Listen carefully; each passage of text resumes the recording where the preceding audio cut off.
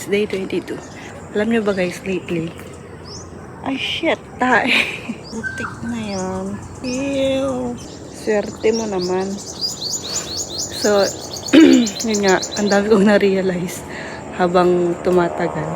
I mean, normal lang naman sigurong ma-realize natin lahat kung ano yung mga pinagdaanan natin. Parang tulad nito, yung lotion na ginagamit ko. Nandun lang siya sa bahay and hindi ko siya pinapansin hanggang sa maubos yung lotion na ginagamit namin.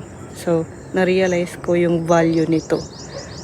Kasi, ngayon ko lang siya ulit na try na parang habang tumatagal, na-appreciate ko yung kung anong meron yung lotion na to kasi sobrang bango pala niya at nag-i-stay siya 24 hours sa katawan. Ganon. This is simple lotion lang naman.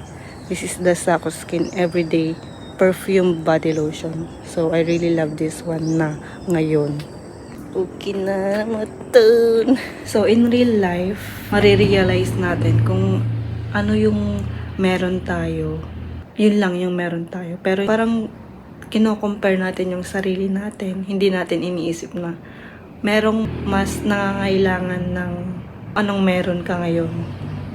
'Di ba? Hindi natin yun nare-realize. Kaya tayo, mahilig tayo mag-compare sa mga mas may kaya sa atin. So, na-realize ko na i-appreciate ko na lang kung anong meron ako, tapos gawin ko kung anong kaya kong gawin para ma-achieve ko yung gusto kong sa buhay. Ganyan. Wag lang tayo puro reklamo sa buhay. Na pagod na ako, ganyan. Mahilig lang talaga tayong mag-compare at magreklamo sa buhay.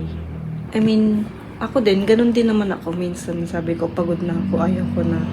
Gusto ko na lang na nasa bahay, ganyan. Pero minsan nare-realize ko din kung ano ba yung dapat kong gawin para hindi ako ganun mag-isip. So, iniisip ko na lang na minsan merong mas nangangailangan sa kung anong meron ako ngayon.